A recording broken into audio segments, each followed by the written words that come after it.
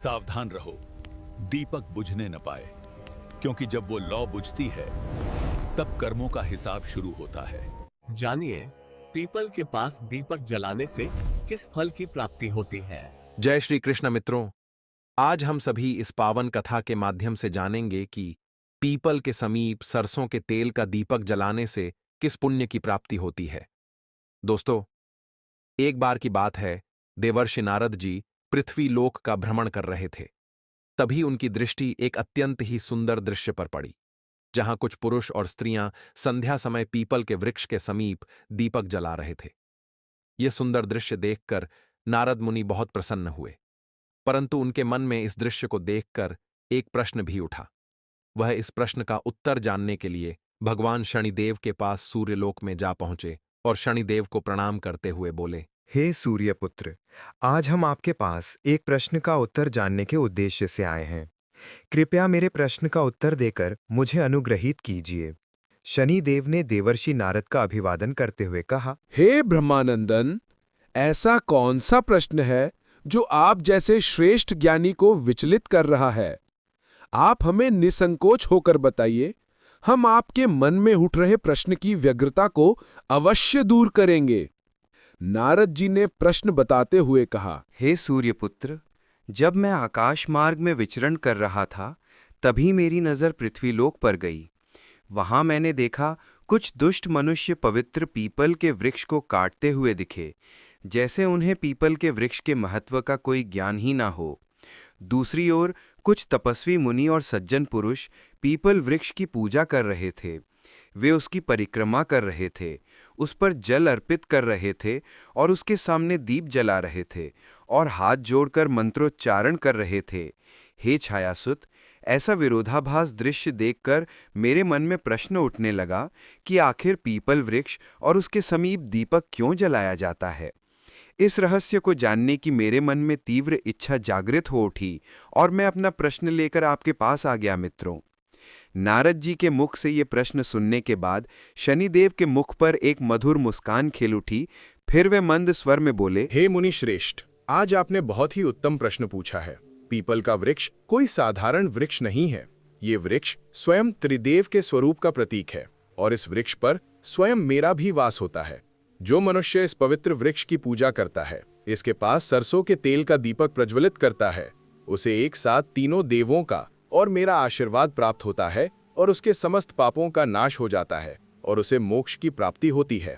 हे मुनि श्रेष्ठ, मैं तुम्हें पीपल वृक्ष के महामात्य की एक अत्यंत ही सुंदर कथा सुनाता हूँ, जिसे सुनने के बाद आपको पता चल जाएगा कि ये वृक्ष इतना पवित्र क्यों है और मनुष्यों को इसके समीप दीपक क्यों जलाना चाहिए। हे मुनि श्रेष्ठ, इस कथा का केवल श्रवण करने मात्र से ही मनुष्य के समस्त पाप जलकर भस्म हो जाते हैं और जो मनुष्य इस कथा को दूसरों को सुनाता है, उसके घर में गरीबी और दरिद्रता कभी नहीं आती। उसके ऊपर आई हुई मुसीबत को स्वयं मैं हर लेता हूँ। शनिदेव अपनी मधुर वाणी में देवर्षि नारद से कहते हैं, हे देवर्षि, यह कथा उस समय की है जब पृथ्वी पर धर्म की ज्योति मंद हो चुकी थी। मनुष्यों के हृदय में लोभ और मोह का अंधकार छा गया था। परंतु उस समय कुछ ऐसे भी लोग थे जो निर्धन होते हुए भी अपने कर्म और ईमानदारी से जीवन जी रहे थे। उनमें से एक पुरुष पृथ्वी पर अभी भी था, जिसका नाम दीनानाथ था, जो लक्ष्मणपुर नामक राज्य में निवास करता था। दीनानाथ अत्यंत निर्धन और कमजोर था, परंतु उतना ही परिश्रमी, ईमानदार और सच्चा भी। वह दूसरों के खेतों में मेहनत मजदूरी करके अपने परिवार का भरण पोषण करता था। उसकी झोपड़ी फूस और मिट्टी की बनी थी।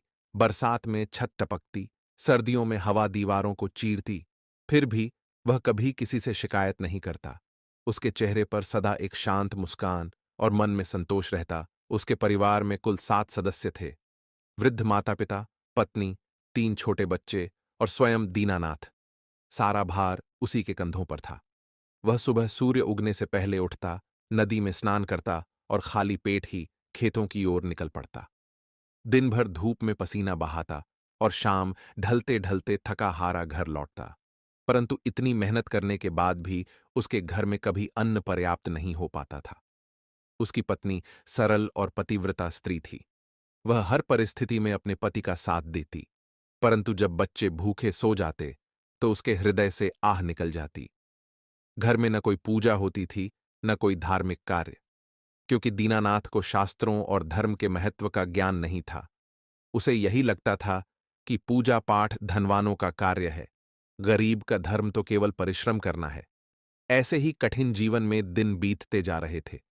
परंतु यह सत्य है कि भगवान अपने सच्चे भक्त को कभी नहीं भूलते, चाहे वह उन्हें जाने या न जाने। एक दिन जब दीनानाथ अत्यंत थकान के बाद खेत से लौटा तो उसकी पत्नी द्वार पर खड़ी थी। उसके चेहरे पर चिंता की रेखाएं थीं और आंखों में आंसू।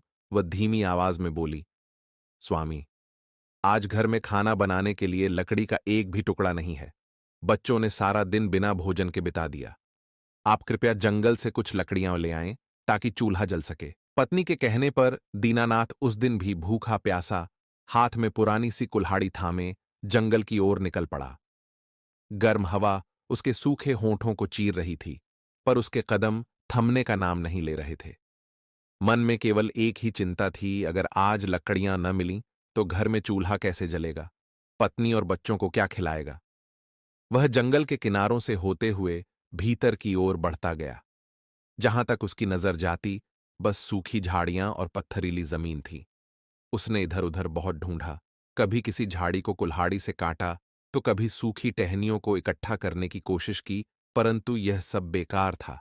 जंगल जैसे आज मौन था, पेड़ जैसे सो चुके हों। न कोई पंछी की आवाज, न किसी पत्ते की सरसराहट, बस हवा की हल्की सिसकी जो उसकी थकान और निराशा में और दर्द जोड़ रही थी। धीरे धीरे सूर्य की लालिमा फीकी पड़ने लगी। आसमान में ढलते सूरज की सुनहरी किरणें पेड़ों के बीच झिलमिल कर रही थीं। दीनानाथ के माथे से पसीने की बूंदें टपकने लगीं। पेट में भूख के मारे चुभन बढ़ती जा रही थी और गला सूख कर जैसे पत्थर बन गया था। वह घुटनों पर हाथ रखकर कुछ पल के लिए रुका, आकाश की ओर देखा और धीमे स्वर में बोला, हे प्रभु, क्या मेरा जीवन इसी संघर्ष के लिए बना है? न रोटी, न सुख, न चैन, बस दिन रात की मेहनत और भूख। उसके चेहरे पर निराशा साफ झलक रही थी, लेकिन फिर भी उसने हार नहीं मानी। भूख और प्यास से व्याकुल होकर वह जंगल के और भीतर चला गया। पेड़ अब और ऊंचे और घने होते जा रहे थे। जगह जगह बेलों ने रास्ता रोक रखा था। झाड़ियां उसके पैरों को घायल कर रही थीं, फिर भी वह आगे बढ़ता गया, क्योंकि उसके भीतर उम्मीद की आखिरी लौ अब भी जल रही थी। चलते चलते वह जंगल के बीचों बीच पहुंच गया। यह जगह बाकी जगहों से बिल्कुल अलग थी। यहां वृक्षों की बड़ी बड़ी शाखाएं एक दूसरे में उलझकर सूर्य की किरणों को धरती पर आने से रोक रही थीं। चारों ओर एक रहस्यमयी सन्नाटा पसरा था। ऐसा लग रहा था मानो यह जंगल कोई रहस्य छिपाए बैठा हो। जब वह बहुत थक गया और उसके पैर जवाब देने लगे तो वह पास के एक पत्थर पर जाकर बैठ गया। उसकी आंखों में आंसू थे और होंठों पर एक टूटी हुई हंसी। अब किस्मत से क्या उम्मीद रखूं, कहते हुए वह कुल्हाड़ी उठाकर घर की ओर लौटने के लिए मुड़ा। तभी उसकी नजर अचानक एक विशाल वृक्ष पर पड़ी। वह वृक्ष बाकी सब पेड़ों से अलग था। उसकी छाल से मानो हल्की सुनहरी किरणें फूट रही थीं। उसकी जड़ें धरती में गहराई तक ढंसी हुई थीं, मानो पूरे जंगल का भार वहीं संभाले हुए हों। शाखाएं इतनी ऊंची थीं कि ऐसा प्रतीत होता था जैसे आकाश को छू रही हों। उस वृक्ष के चारों ओर एक दिव्य आभा बिखरी हुई थी और वहां का वातावरण अत्यंत शांत था। ठंडी ठंडी हवा बह रही थी जो उसके थके हुए शरीर को राहत दे रही थी। वह कुछ क्षण वहीं खड़ा रहा। उसे समझ नहीं आया कि यह कोई साधारण वृक्ष है या किसी दैवी शक्ति का निवास। पर उसके मन में एक बात स्पष्ट थी कि यह कोई साधारण जगह नहीं है। कुछ तो है जो उसे यहां खींच लाया है। मित्रों, शनिदेव जी आगे कथा सुनाते हुए कहते हैं, हे देवर्षि, वह अद्भुत वृक्ष कोई साधारण वृक्ष नहीं था, बल्कि एक विशालकाय पीपल का वृक्ष था। उसके चारों ओर ऐसी शांति व्याप्त थी जैसे वर्षों से वहां कोई मनुष्य आया ही न हो। वृक्ष की जटाएं धरती के गर्भ में समा गई थीं और कुछ शाखाएं आकाश को स्पर्श कर रही थीं। वृक्ष पर असंख्य सूखी टहनियां झूल रही थीं। जब दीनानाथ की नजर उन सूखी टहनियों पर पड़ी तो उसके मन में एक चमक सी आ गई। उसके होंठों पर मुस्कान आई और उसने मन ही मन कहा, अब मेरा काम बन जाएगा। बस इन टहनियों को काट लूं तो घर में आज चूल्हा जलाने के लिए लकड़ियां हो जाएंगी और बच्चों को भोजन मिल जाएगा। ये सोचते हुए उसने अपनी कुल्हाड़ी को दोनों हाथों से कसकर थाम लिया। उसकी आंखों में भूख, थकान और उम्मीद तीनों झलक रही थी। वह धीरे धीरे उस पीपल वृक्ष के समीप पहुंचा और नीचे खड़ा हो। जंगल के उस हिस्से में अब भी घना सन्नाटा था। न कोई चिड़िया की चहचहाहट, न पत्तों की खड़खड़ाहट, बस हवा के झोंके थे जो उस वृक्ष की जटाओं को हिला रहे थे। दीनानाथ ने गहरी सांस ली, माथे का पसीना पोंछा और कुल्हाड़ी को ऊपर उठाया। उसने पूरी ताकत से वृक्ष की टहनी पर आघात किया। जैसे ही कुल्हाड़ी ने टहनी को छुआ, उसी क्षण एक भयंकर गर्जन गूंज उठी। धरती मानो कांप उठी हो। और तभी उसे आकाश में गूंजती हुई एक वाणी सुनाई दी, हे मनुष्य, ठहरो, यह तुम क्या अनर्थ करने जा रहे हो। वह आवाज इतनी भयानक थी कि दीनानाथ का शरीर भय से कांप उठा। उसकी पकड़ से कुल्हाड़ी छूटते छूटते बची। वह घबराकर चारों ओर देखने लगा, पर वहां कोई नहीं था। अचानक वृक्ष की जड़ के पास मिट्टी फटने लगी और उसके भीतर से दो विशालकाय राक्षस प्रकट हुए। उनकी आंखें अग्नि की लपटों की भांति दहक रही थीं, उनके दांत तलवार की भांति चमक रहे थे और उनके बाल बरगद वृक्ष की लताओं की तरह बिखरे हुए थे। वातावरण में चारों ओर भय व्याप्त हो गया। हवा स्थिर हो गई, पक्षियों का कलरव मौन हो गया और दीनानाथ के हृदय की धड़कनें तेज हो उठीं। वह पीछे की ओर डगमगाया और डर के मारे कांपते हुए बोला, हे प्रभु, यह कैसी लीला है। तभी उन राक्षसों का आकार धीरे धीरे परिवर्तित होने लगा। उनका तेज बढ़ने लगा। उनके शरीर से काले धुएं का आभा मंडल हटने लगा और देखते ही देखते वे दो सुंदर दिव्य पुरुषों के रूप में प्रकट हुए। उनके शरीर से प्रकाश निकल रहा था, उनके मुख पर तेज था और नेत्रों में करुणा। दीनानाथ विस्मित होकर उनके चरणों में गिर पड़ा। तब उनमें से एक दिव्य पुरुष बोला, हे मनुष्य, भय मत करो। हम कोई साधारण जीव नहीं हैं। हम दोनों भगवान विष्णु के द्वारपाल जय और विजय हैं। सनकादि मुनि के श्राप के कारण हमें यह राक्षस जन्म मिला है, परंतु हे मनुष्य, तुम यह पवित्र पीपल का वृक्ष क्यों काटने जा रहे थे? क्या तुम्हें इस पवित्र वृक्ष के बारे में कोई ज्ञान नहीं है? क्या तुम्हें इतना भी पता नहीं कि इस पीपल के वृक्ष में देवताओं का वास होता है? इसे काटने से तुम्हें घोर पाप लगेगा। यह सुनकर दीनानाथ के हृदय की धड़कन तेज हो गई और वह भयभीत होकर कांपते हुए स्वर में बोला, हे भले मनुष्य, आप कौन हैं और आप राक्षस से मनुष्य के रूप में कैसे बदल गए? कृपा कर यह भी बताइए कि यह वृक्ष इतना विशेष क्यों है। दीनानाथ की बात सुनकर दोनों राक्षस मुस्कुराए और शांत स्वर में बोले, हे मनुष्य, भय मत करो। हम दोनों इस पवित्र पीपल वृक्ष के रक्षक हैं। हमारा नाम जय और विजय है। यह वृक्ष हमारे लिए अत्यंत प्रिय है, क्योंकि इस वृक्ष में हम दोनों कई जन्मों से वास कर रहे हैं। यह कोई साधारण वृक्ष नहीं है, बल्कि देवताओं का निवास स्थान है। इस वृक्ष के नीचे असंख्य आर्षि मुनि तप करते हैं और देवता इसकी परिक्रमा करते हैं। इस पीपल की जड़ में ब्रह्मा का, तने में विष्णु का और शाखाओं में स्वयं महादेव का वास है और ग्रहों के देवता शनिदेव का स्वरूप है। इसलिए इसे काटना केवल वृक्ष को आघात करना नहीं, बल्कि सृष्टि के त्रिदेव को दुख देना है।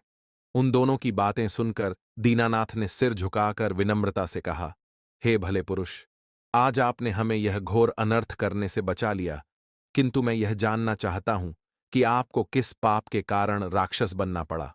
आपने ऐसा क्या अपराध किया था कि आपको देव स्वरूप होकर भी इस रूप में जन्म लेना पड़ा। यह सुनकर उन दोनों राक्षसों का मुखमंडल गंभीर हो गया और वे बोले, हे मनुष्य, यह संबंध केवल इस जन्म की सीमाओं तक नहीं है। यह तो उन बंधनों का परिणाम है जो हमने अनगिनत जन्मों में अपने कर्मों से घड़े हैं। तुम शायद नहीं जानते, पर हमारे इस मिलन के पीछे एक गहरी और रहस्यमयी गाथा छिपी है। सुनो, मैं तुम्हें अपने पूर्वजन्म की कथा सुनाता हूं। यह कहते हुए राक्षस रूपी जय और विजय का चेहरा अचानक गंभीर हो गया, मानो उनकी आंखों में अतीत की कोई गूढ़ चमक उभर आई हो। यह देखकर दीनानाथ के हृदय में विस्मय और जिज्ञासा का ज्वार उठ गया। वह निशब्द होकर उन दोनों की ओर देखने लगा, क्योंकि उसके सामने जो दृश्य था वह साधारण नहीं था, वह किसी दिव्य रहस्य के उद्घाटन जैसा था। जय और विजय ने धीरे धीरे अपनी कथा आरंभ की। हे मनुष्य, पिछले जन्म में भी हम दोनों का नाम जय और विजय ही था। हम बैकुंठ लोक में भगवान विष्णु के द्वारपाल हुआ करते थे। हमारा कर्तव्य था भगवान के द्वार की रक्षा करना और केवल उन्हीं को प्रवेश देना जिन्हें प्रवेश का अधिकार प्राप्त हो। एक बार सनकादि मुनि, जो स्वयं ब्रह्मा जी के मानसपुत्र हैं, भगवान विष्णु के दर्शन करने हेतु बैकुंठ लोक में पधारे। उनका रूप अत्यंत दिव्य था, किंतु उस समय हमारे भीतर कुछ अहंकार और असावधानी आ गई। हमने अपने कर्तव्य की मर्यादा भूलकर उनके प्रति उपहासपूर्ण व्यवहार किया और उन्हें भीतर जाने से रोक दिया। मेरा यह बर्ताव देखकर मुनि के नेत्रों में क्रोध की अग्नि जल उठी। उन्होंने क्रोधित होकर कहा, दुष्ट जय और विजय, तुमने अभिमानवश हमें अपमानित किया है। तुम्हें अब इस वैकुंठ से पतन होकर नश्वर लोक में जाना होगा। वहां तुम राक्षस रूप में जन्म लोगे और अपने कर्मों का फल भोगोगे। उनके श्राप के शब्द जैसे ही गूंजे, सारा बैकुंठ लोक थर्रा उठा। हम दोनों उनके चरणों में गिर पड़े और क्षमा याचना करने लगे। तभी स्वयं भगवान विष्णु प्रकट हुए। उन्होंने हमारे सिर पर हाथ रखकर कहा, हे मेरे द्वारपालों, जो हुआ सो नियति का हिस्सा था, परंतु चिंता मत करो, तुम मेरे ही लीला का अंग बनोगे। मैं स्वयं तुम्हारे उद्धार हेतु पृथ्वी लोक पर अवतरित होऊंगा।